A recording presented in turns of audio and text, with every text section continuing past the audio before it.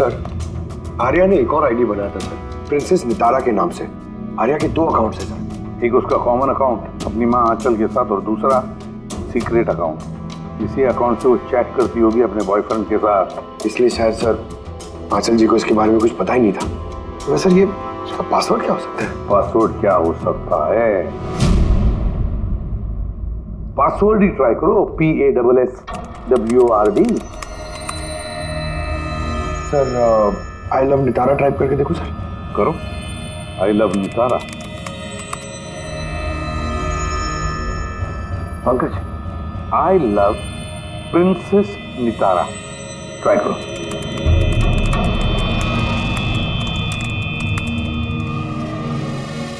खुल गया सर। अब आर्या की चैट्स में जाओ और देखो कौन है वो लड़का जिसके साथ ये चैट करती थी। उस लड़के की आईडी है RockZ999। ये तो इसका असली नाम हो ही नहीं सकता। तो देखो तो और कुछ मिलता है क्या उसके बारे में? सर इस पेज पे सिर्फ फोटोग्राफ्स ही हैं और ज्यादा कुछ है नहीं। पंकज, आर्या के सारे चैट्स पढ़ो, सारे के सारे। देखो क्या बात करते थे उस लड़के के साथ। तब तक मैं जरा उसके मेडिकल रिकॉर्ड चेक करता हूं।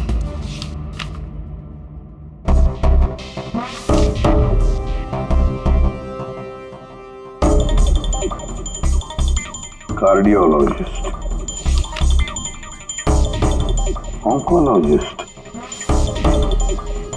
ब्लड रिपोर्ट, न्यूरोलॉजिस्ट, और किस किस के पास गई थी ये लड़की? Psychiatrist, gastroenterologist. माय गॉड,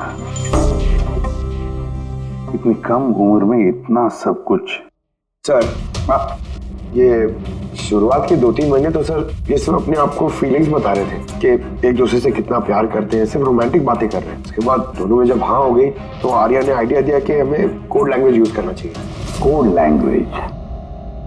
तुम क्रैक कर सकते हो उसके कोड? सर कर तो सकता हूँ लेकिन थोड़ा टाइम लगेगा सर। मतलब महीनों की चैट्स है, सारी चैट्स पढ़नी पड़ेगी, फिर एक पैटर्न निकालना पड़ेगा और सर उसके बाद भी कोई गारंटी नहीं है कि वो हमारे काम की इंफॉर्मेशन हो या नहीं। ये बात तो है, और फिलहाल तो हमें उसके बॉयफ्रेंड RockZ999 के बारे में पता लगाना है। सर देखो तो इस RockZ999 के बारे में कुछ नोट्स है क्या, फोटोग्राफ है क्या? कॉमन आ रही है सर यहाँ, ये building sir. Yes Pankaj, you absolutely right. अब देखो ये कौन सी बिल्डिंग है? सर मैं इमेज सर्च करके देखता हूँ बिल्डिंग की सर। Sir JJNG college. हाँ पंकज। सर विक्टिम का नाम आंचल है सर।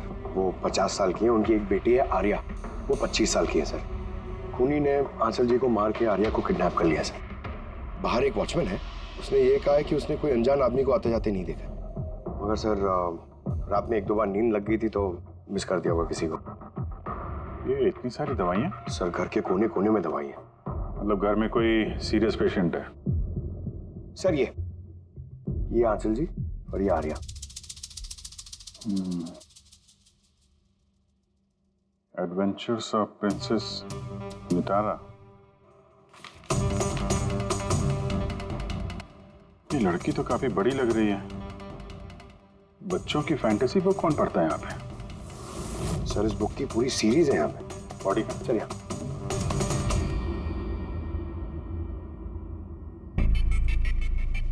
चाकू मारा है? हाँ चाकू से, और वो भी एक बार नहीं, कई कई बार। अभिजीत, इस खून में 2 लोग शामिल थे।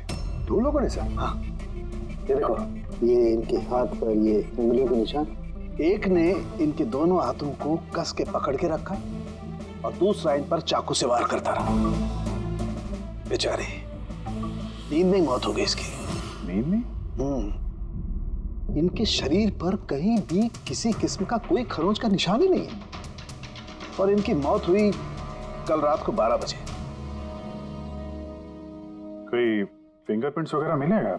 नहीं अभिजीत, ये दोनों खूनी बहुत होशियार हैं, कहीं कोई फिंगरप्रिंट नहीं छोड़ा। लेकिन उन्होंने आंचल और आर्या के सोशल प्रोफाइल पे ये अपडेट किया कैसे? सर, आप आंचल और आर्या के लैपटॉप से, दोनों यही लैपटॉप यूज करते थे। अरे मगर पासवर्ड कैसे मिला उन्हें? पासवर्ड इसमें सेव था। उन्होंने मैसेज किया था कि वो लोग आर्या को 12 घंटे के बाद मारेंगे, यानी कि दोपहर को 12 बजे।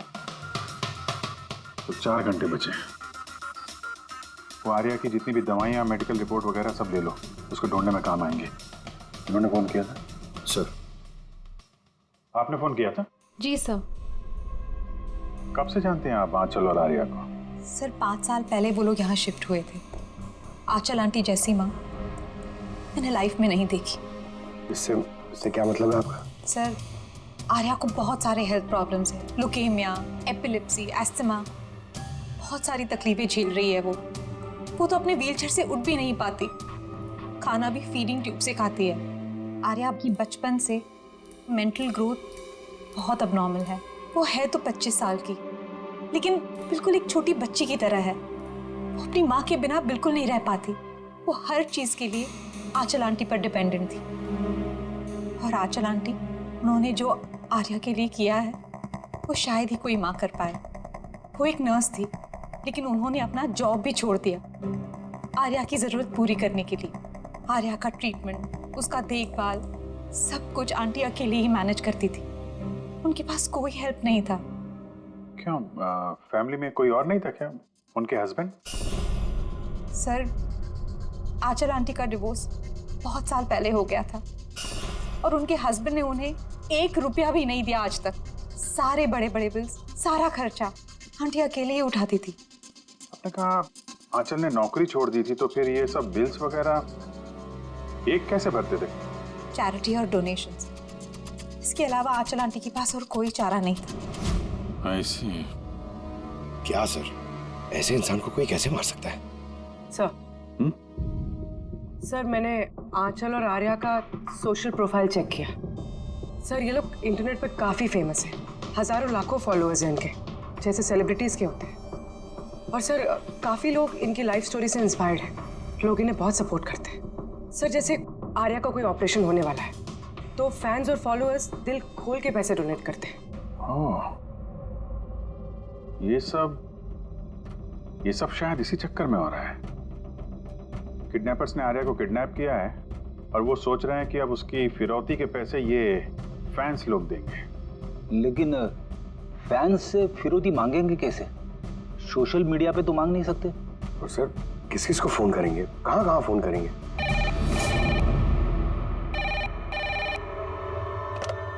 Hello hello hello, blank call. पता करो ये कॉल कहाँ से है, इसकी डिटेल्स निकालो। सर हमें जल्दी से जल्दी किडनैपर्स को ट्रेस करना होगा। और उन्हें कुछ ऐसा लालच देना होगा कि पैसों के लिए वो हमें फोन करें। वो कैसे करेंगे सर?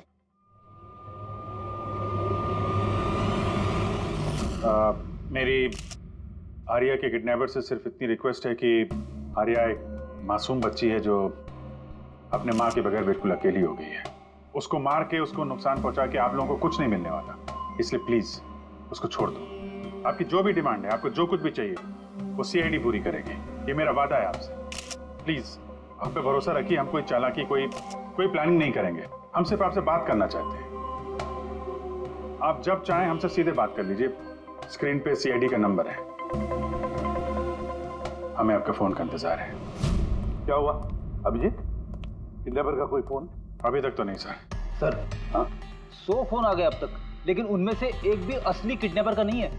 मतलब? सर न्यूज में सबने देखा कि पैसे हम लोग देने वाले हैं, तो जो भी फोन कर रहा है किडनैपर बन के फोन कर रहा है। पैसे कमाने के चक्कर में झूठ बोल रहे हैं सर। अगर उनसे पूछो कि आर्या से बात कराओ या फिर कोई प्रूफ दो, सीधा फोन काट दे रहे हैं। आर्या की पैसों के लिए किडनैपिंग नहीं हुई है। वो तो आर्या को मार डालेंगे अगर उनको रोका नहीं गया तो। और कुछ पता चला? सर मैं आंचल और आर्या का प्रोफाइल पेज चेक कर रही हूँ। फिर? सर जब से उनके फैंस ने ये न्यूज़ देखी है किडनैपिंग वाली, तब से नॉन स्टॉप मैसेजेस आ रहे हैं। सर कुछ लोग तो किडनैपर्स को पैसे देने के लिए भी तैयार हैं और कुछ ने क्राउड फंडिंग प्लेटफॉर्म भी शुरू कर दिया है सर, गो फंड मी, जिसमें कोई भी लॉगिन करके जितना चाहे डोनेशन दे सकता है। सही में लोग बहुत प्यार करते हैं आर्या को। अच्छा, कुछ अजीब सा लगा तुम्हें इस पेज पर, सोशल पेज पर? सर, आंचल और आर्या के लाखों फैंस और फॉलोअर्स हैं, लेकिन कुछ लोग ऐसे भी हैं जो उन्हें पसंद नहीं करते थे। अगर 20-50 अच्छे मैसेजेस हैं तो एक आध मैसेज गुस्से वाला भी है। सर, बस उन्हीं मैसेज में कोई धमकी वाला मैसेज है या नहीं, वही ढूंढ रही हूँ। फिर भी अभिजीत, लगता नहीं ये खुद सोशल मीडिया से कनेक्टेड है। जिस तरह से खुद ने आंचल को मारा है ना, लगता है उसने बदला लिया है उसने। सर, अब हो सकता है कोई जान पहचान वाला हो जो दोनों से नफरत करता था। सर, फिलहाल मेरे ध्यान में बस एक ही नाम आ रहा है। कौन? करण, उनका हस्बैंड। करण? आंटी ने मुझे बताया था कि करण उनके साथ बहुत झगड़ा करता था, मारपीट और शोर शराबा भी करता था। इसीलिए तो आंचल आंटी ने उन्हें डिवोर्स दिया था। अब करण ने दूसरी शादी भी कर ली। दूसरी शादी? जी सर, किसी प्रिया नाम की लड़की से। ये तुम्हें कैसे पता चला? सर, आंटी ने ही मुझे बताया था। इनफैक्ट करण और प्रिया ने कोर्ट में केस फाइल किया था आर्या की कस्टडी के लिए, लेकिन वो लोग केस हार गए और आर्या की लीगल कस्टडी आंटी को मिल गई। आंटी बता रही थी कि केस हारने के बाद करण गुस्से से पागल हो गया था और शायद इसी गुस्से में उन्होंने आंचल जी को मार दिया। बिल्कुल हो सकता है अभिजीत, तो पता लगाओ तो ये करण और उसकी नई पत्नी अपनी नई जिंदगी कहाँ जी रहे।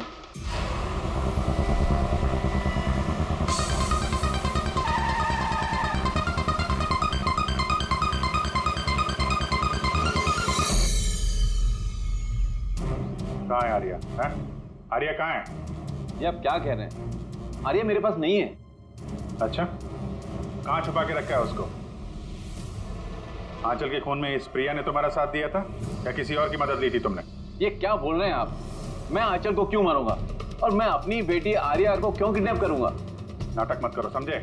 आर्या की कस्टडी तुम्हें नहीं मिली इसलिए तुम गुस्से से पागल हो गए, इसलिए तुमने आंचल का खून कर दिया। What nonsense! मैंने आंचल को नहीं मारा। आपको जरूर कोई गलतफहमी हुई है। देखिए, जब मेरा आंचल से डिवोर्स हुआ था, आर्या सिर्फ 6 महीने की थी। इतने सालों बाद मैं क्यों मारूंगा उसे? और वैसे भी आंचल मेरा पास थी जो मैं कब का भूल चुका था। इनफैक्ट केस हारने के बाद तो मैं खुश था क्योंकि मुझे आर्या की कस्टडी चाहिए ही नहीं थी, प्रिया को चाहिए थी और प्रिया ने ही मुझे केस फाइल करने को कहा था। अच्छा, कुछ नहीं मिला। देखा सर, मैं आपसे कह रहा हूं कि आपको जरूर कोई कंफ्यूजन हुआ है। जब करण तैयार नहीं थे तो आर्या की कस्टडी आपको क्यों चाहिए थी? सर, आपको तो पता ही होगा आर्या की मेंटल और फिजिकल कंडीशन के बारे में। वो एक स्पेशल चाइल्ड है, उसे स्पेशल केयर की ज़रूरत है और मुझे लगा मैं और करण उसका बेहतर ख्याल रख सकेंगे। आर्या की सगी माँ होते हुए आप उसकी सौतेली माँ, उसका बेहतर ध्यान रखती? मैं दूसरे सौतेली माँ की तरह नहीं हूँ, मैं उसे अपनी सगी माँ की तरह प्यार करती थी। वो बहुत प्यारी बच्ची थी। जो बातें आर्या अपने माँ से नहीं कर सकती वो हमें आके बताती थी। किस तरह की बातें? अपनी पर्सनल सीक्रेट्स जो हर टीनेजर की जिंदगी में होती है। जैसे कि? सर, जैसे कि 5 महीने पहले आर्या हमसे मिलने आई थी।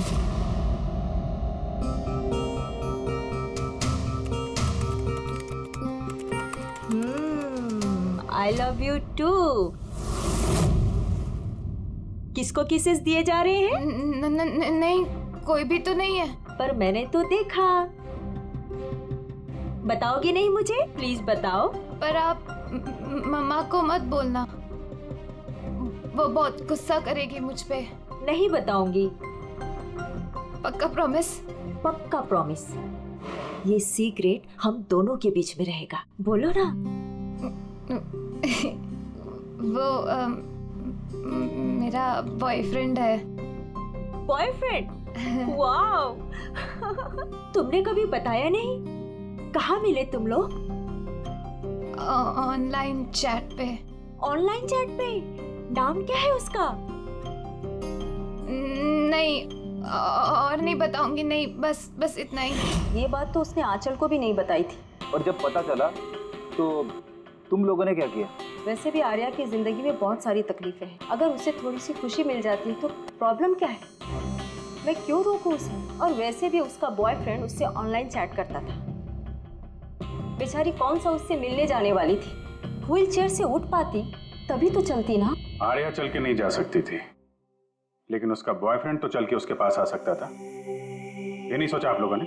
आपको तो पता होना चाहिए कि ऑनलाइन चैट्स पर कैसे कैसे साइकोपैथ्स होते हैं, जो कुछ भी करने से पहले एक बार भी नहीं सोचते। फिर भी आपने आर्या से पूछने की कोशिश नहीं की, जानने की कोशिश नहीं की। मुझे तो लगता है ये सब किया धरा उसके बॉयफ्रेंड का है। आर्या के घर में घुसा, आंचल का खून किया और आर्या को लेकर निकल गया। आप लोगों को कुछ भी पता चले तो फौरन हमें इन्फॉर्म करिएगा, ठीक है? जी सर। सर इस बॉयफ्रेंड का पता करना चाहिए। आई एम श्योर उसी से कोई लीड मिलेगा। करेक्ट।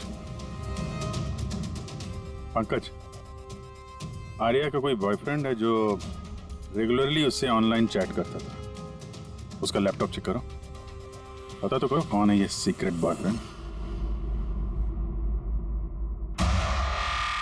सर आर्या ने एक और आईडी बनाया था सर, प्रिंसेस नितारा के नाम से। आर्या के 2 अकाउंट्स हैं सर। एक उसका कॉमन अकाउंट अपनी माँ आंचल के साथ और दूसरा सीक्रेट अकाउंट। इसी अकाउंट से वो चैट करती होगी अपने बॉयफ्रेंड के साथ। इसलिए शायद सर आंचल जी को इसके बारे में कुछ पता ही नहीं था। तो सर ये उसका पासवर्ड क्या हो सकता है? पासवर्ड क्या हो सकता है? पासवर्ड ही ट्राई करो, PASSWORD। Sir I love Nitara type करके देखो सर। करो, I love Nitara. Pankaj, I love princess Nitara, try करो।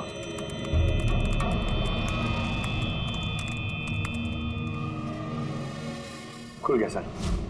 अब आर्या के चैट्स में जाओ और देखो कौन है वो लड़का जिसके साथ ये चैट करती थी। उस लड़के की आईडी है RockZ999। ये तो इसका असली नाम हो ही नहीं सकता। तो देखो तो और कुछ मिलता है क्या उसके बारे में? सर इस पेज पे सिर्फ फोटोग्राफ्स ही हैं और ज्यादा कुछ है नहीं। पंकज, आर्या के सारे चैट्स पढ़ो, सारे के सारे। देखो क्या बात करते थे उस लड़के के साथ। तब तक मैं जरा उसके मेडिकल रिकॉर्ड चेक करता हूं।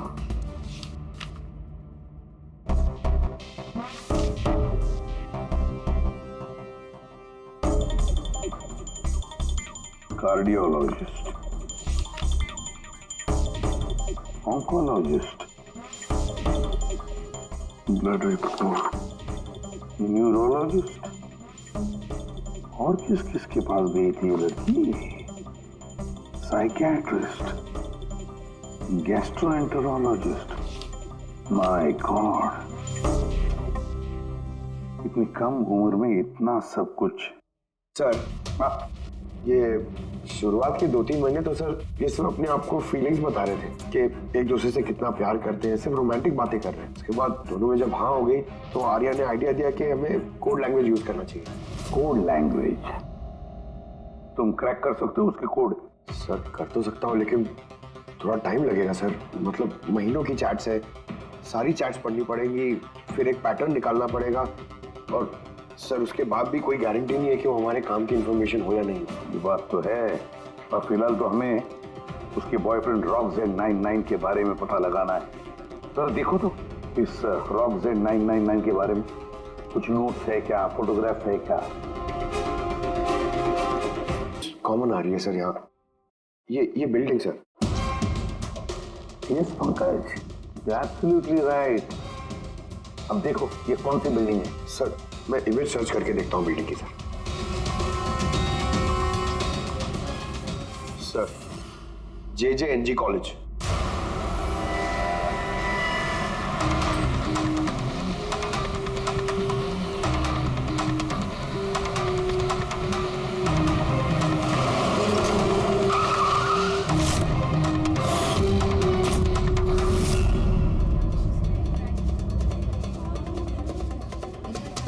सर ये लोग आपसे कुछ बात करना चाहते हैं। जी कहिए। इसे जानते हो? आप लोग CID। हाँ हाँ 2 मिनट सर, फोन पे है। इधर आ जाइए आप। I'll be done in a minute। नहीं अरे बस वाइफ और बच्चों के साथ गया था। सर बहुत अर्जेंट है सर। या एक्सक्यूज मी, प्रिंसिपल सर आपसे थोड़ी देर बाद बात करेंगे। ये क्या बदतमीजी है? हैं कौन आप लोग? सॉरी सर, हम लोग CID से हैं, किसी की जिंदगी का सवाल है। ये लड़का आपके कॉलेज का स्टूडेंट है। इसने एक औरत का खून किया है और उसकी लड़की को लेकर फरार हो गया। अरे ये तो राकेश है। I am not surprise. क्या मतलब? मतलब ये कि ये एक नंबर का बिगड़ा हुआ बदतमीज लड़का है। पूरे कॉलेज में एक भी ऐसा प्रोफेसर नहीं है जिसको इसने परेशान न किया। पता नहीं कितने सालों से फेल हो रहा है ये। सर आप बता सकते हैं ये कहाँ मिलेगा?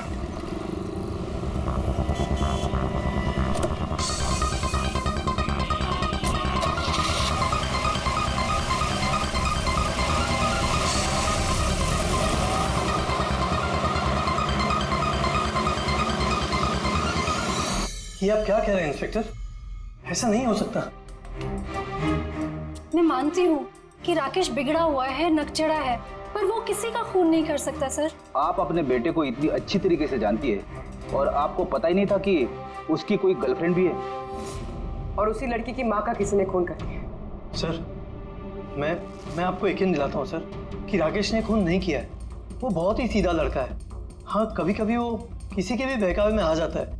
राकेश अक्सर किसी न किसी मुसीबत में फंस जाता है, इसलिए मैंने फैसला किया कि उसके ऊपर 24 घंटे नजर रखूंगी।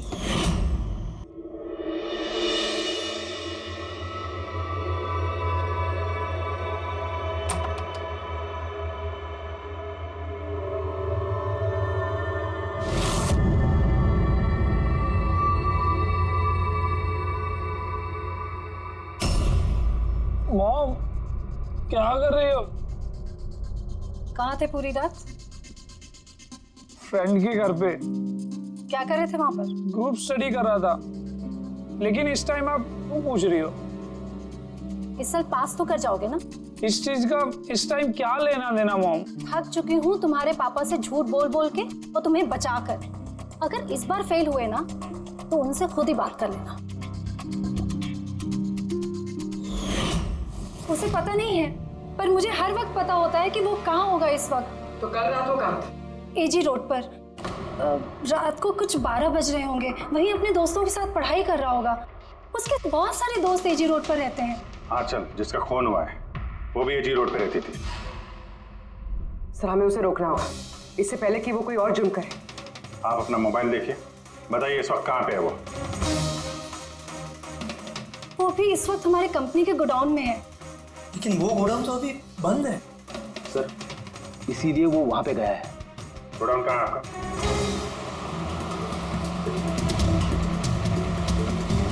रिलैक्स।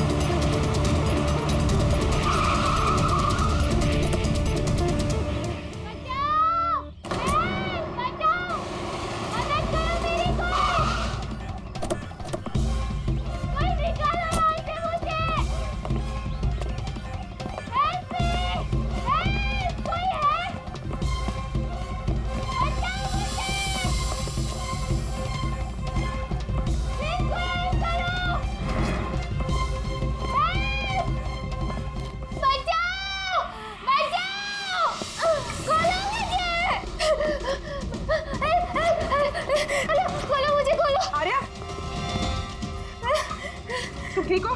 हाँ इसे खोलो, इसे खोलो। हाँ, हाँ। डरना नहीं, तुम्हें कुछ नहीं होगा। तुम ठीक हो ना? हाँ, वो ये किसने किया? वो राकेश और शौर्य ने किया। वो लोग एक दूसरे को मार रहे थे। उन लोगों ने बांधा मुझे। क्यों? किसने?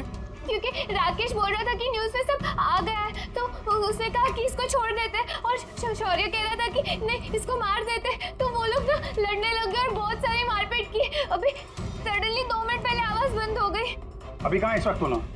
वो शायद उस तरफ गए। पूरी तुम यहीं रहो इसके साथ, हम देखते हैं। चल।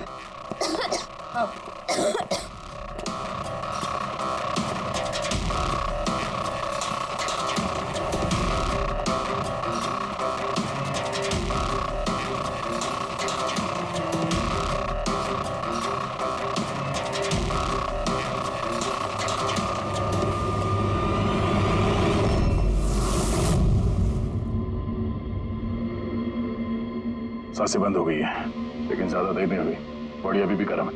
मतलब सर शौर्य आसपास ही कहीं होगा। सर बाहर तो कोई नहीं सर। पंकज तुम यहाँ देखो, लाश के आसपास कुछ मिलता है क्या?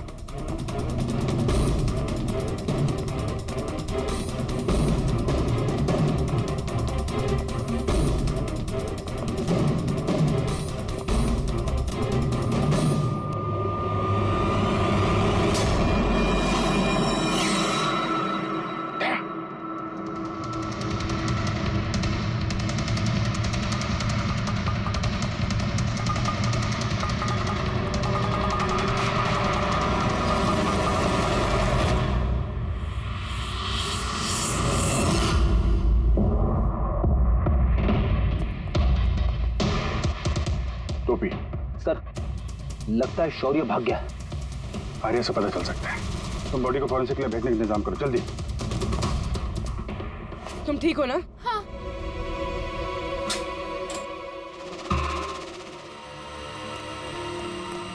कैसी है?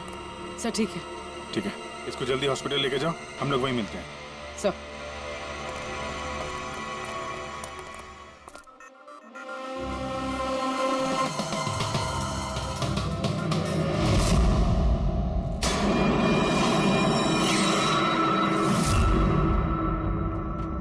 पंकज फोन। कुछ मिला? सर ये मोटर वेपन मिला सर।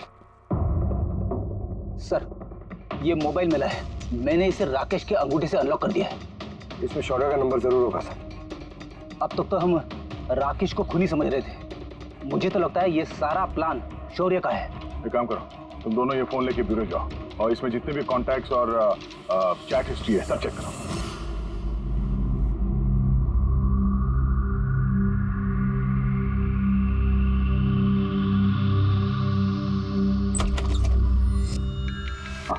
अभी भी शॉक में है, बुरी तरह स्ट्रेस में आ गई बेचारी। फिक्र करने की कोई बात तो नहीं है ना? नहीं, लेकिन उसे ट्रॉमा से बाहर आने में थोड़ा वक्त लगेगा। फिलहाल उसे अंडर ऑब्जर्वेशन रखना पड़ेगा। हमें कुछ सवाल पूछने थे उससे, लेकिन क्या वो जवाब दे पाएगी? उसको कोई तकलीफ तो नहीं हुई ना? अगर वेल बात करके देखिए, अगर जवाब दे पाती है तो वेल एंड गुड।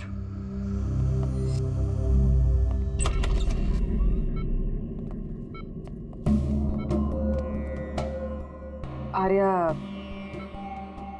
कैसा फील कर रही हो? नहीं, उतना नहीं, लेट ही लो। हमें आपसे कुछ सवाल पूछना है, क्या आप हमसे बात कर सकेंगे? नहीं, अगर तुम नहीं चाहो तो हम बाद में आ सकते हैं। नहीं, आई कैन टॉक। आर्या कल रात को क्या हुआ था, बता सकती हो? मैं रात में ना मेरे कमरे में सो रही थी और सडनली मेरी मम्मा की जोर जोर से चिल्लाने की आवाज आई। मम्मा, मम्मा, मम्मा, मम्मा।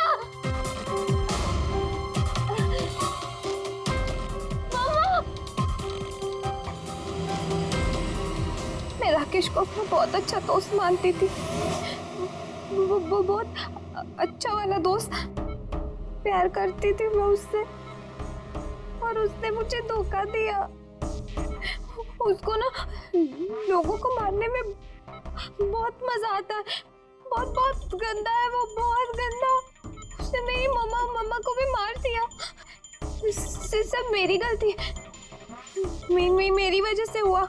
आर्या तुम्हारी कोई गलती नहीं है इसमें। नहीं, मेरी गलती है। मेरी वजह से मम्मा को। आर्या इसमें तुम्हारी कोई गलती नहीं, मेरी गलती है। इसमें तो गलती राकेश की है। मेरी गलती है। आर्या तुम गलत सोच रही हो, ऐसा कुछ नहीं हुआ। नहीं, मेरी गलती है। मेरी वजह से मम्मा मरी। नहीं, मेरी वजह से मम्मा मरी। मेरी गलती है, मेरी गलती।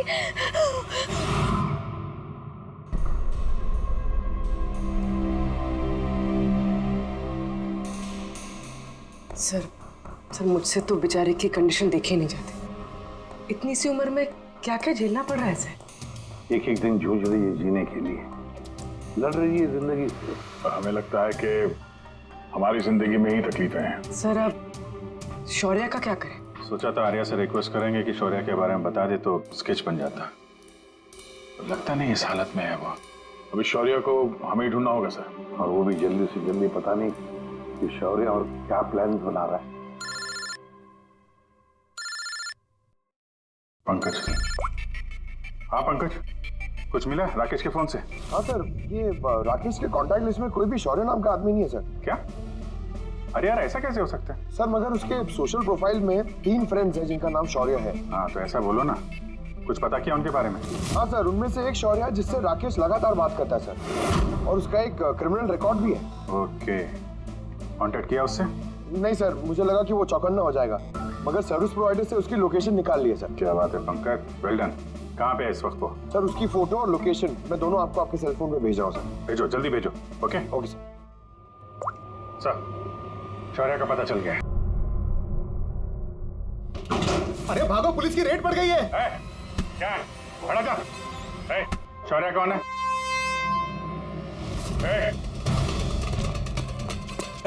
रुक।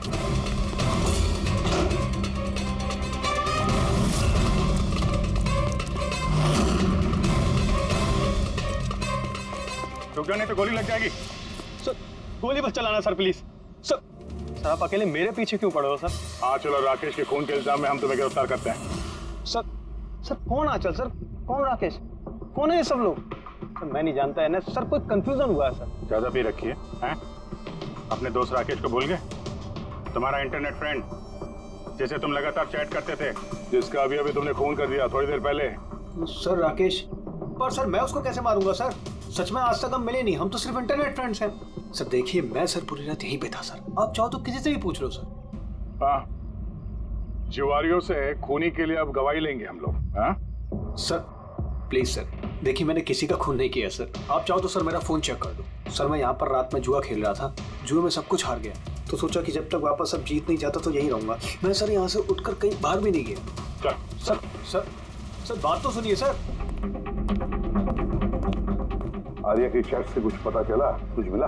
हाँ सर, हमने कोड लैंग्वेज तो डिकोड कर ली है सर। बहुत सिंपल है, राकेश और आर्या दोनों एस लैंग्वेज और पी लैंग्वेज में बात करते हैं। हाँ सर, इसमें हर वर्ड के पीछे या आगे ऑल्टरनेट एस या पी लगा के टाइप करते हैं ताकि पढ़ने वाले को कुछ समझ में ना आए। हम लोग डिकोड करने की कोशिश कर रहे हैं, थोड़ी देर में सब कुछ समझ में आ जाएगा।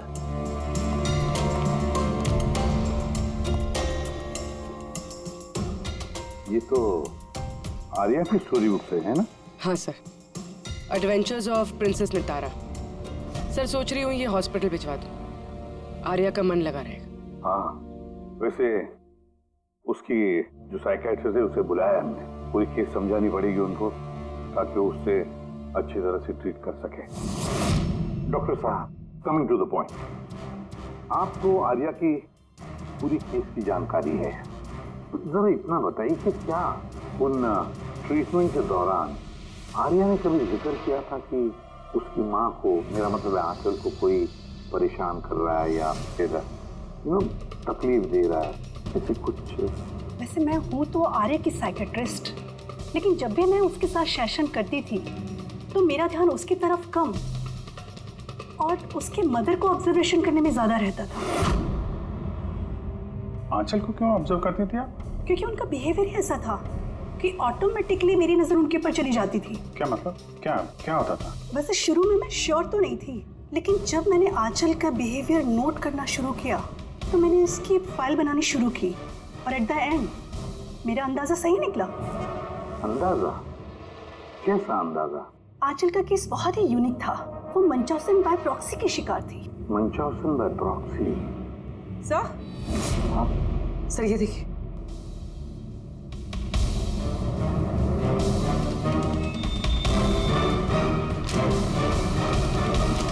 सर, हमने आर्या और राकेश की सारी बातें डिकोड कर ली है। सर ये आपको देखना चाहिए एक बार।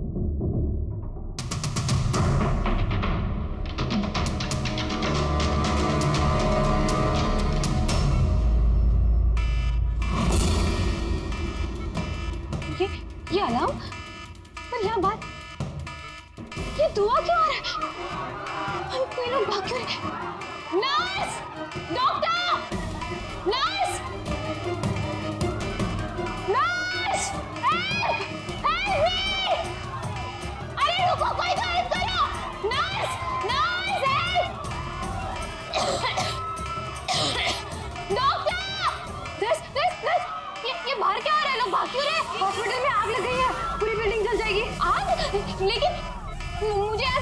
देखो मैं ना चल नहीं सकती हूँ, तो मुझे यहाँ से बाहर निकालो प्लीज। अरे लेकिन मैं कैसे बाहर निकालूं? यहाँ पर तो कोई व्हील चेयर भी नहीं दिख रही है और मैं तुम्हें उठा भी नहीं पाऊंगी। उठा नहीं पाऊंगी? सुनो तुम किसी को बुला के लाओ ना, वो मेरी मदद करें, मुझे उठा के ले जाएंगे। किसको बुलाओ? यहाँ पर कोई नहीं आएगा, सब अपनी अपनी जान बचाकर भाग रहे हैं। तो फिर मैं बाहर कैसे निकलूं? देखो मुझे जल के नहीं बना है, प्लीज तुम मेरी मदद करो। एक मिनट मुझे कुछ सोचने दो। ये तुम कर क्या रही हो नर्स?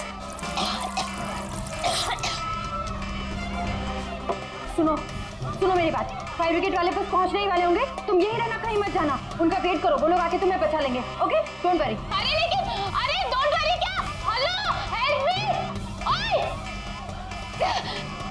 मी। बाहर कैसे निकलूं? फायर ब्रिगेड वालों का वेट किया तो यही मर जाऊंगी जल के। नहीं मुझे कुछ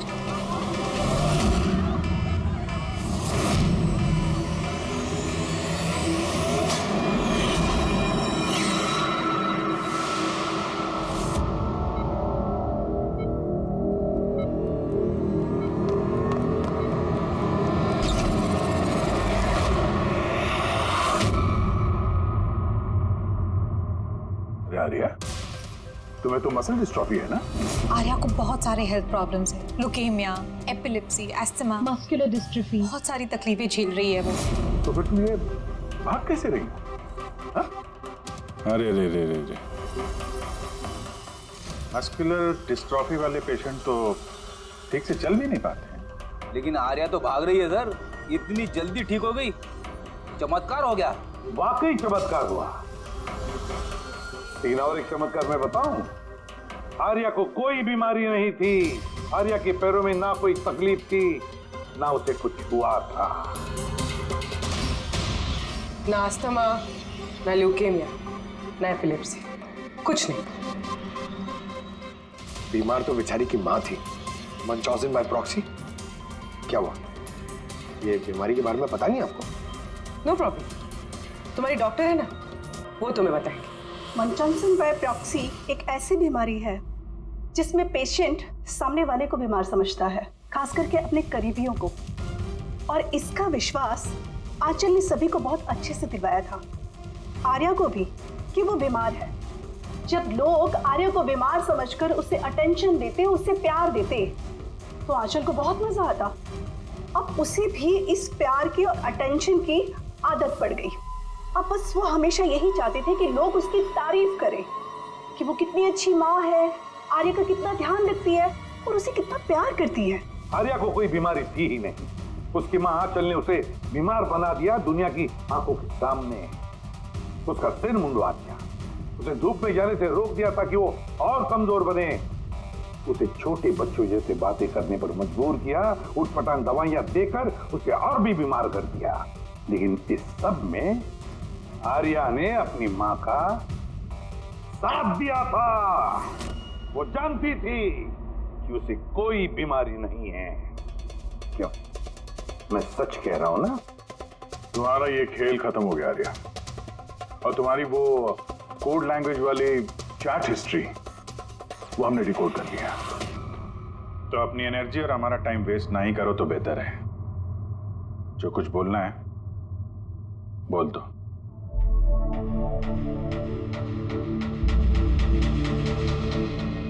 मेरे पास इसके अलावा और कोई ऑप्शन नहीं था। बहुत टाइम तक मैं ये मानती रही कि मैं सच में बीमार हूं,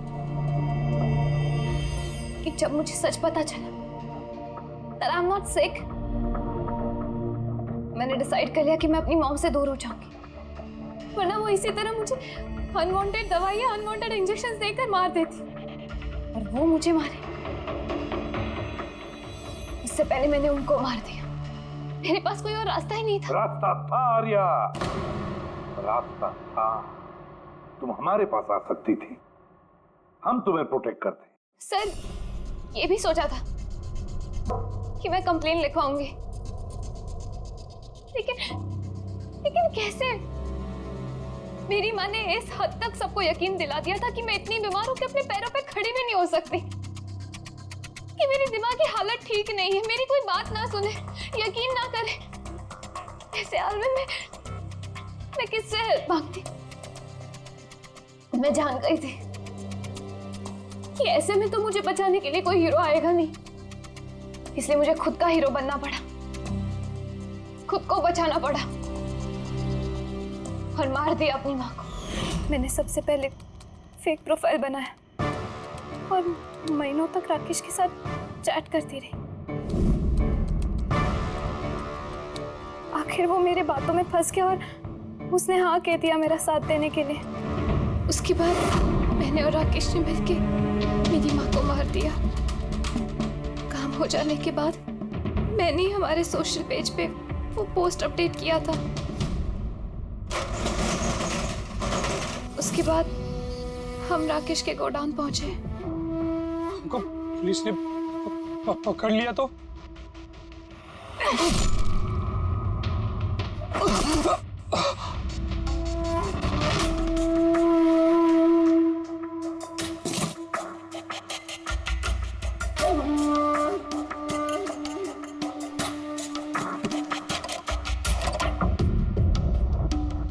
हमें उस चाकू पे तुम्हारे फिंगरप्रिंट्स मिल गए थे जिससे तुमने राकेश का खून किया।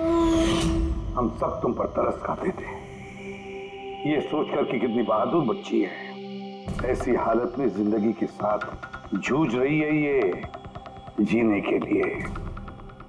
मगर नहीं, अब तो तुम पर तरस इसलिए आता है कि काश तुम ये जुर्म का रास्ता ना अपनाती और काश अब तुम्हारी सारी जिंदगी जेल की सलाखों के पीछे खत्म हो जाती है।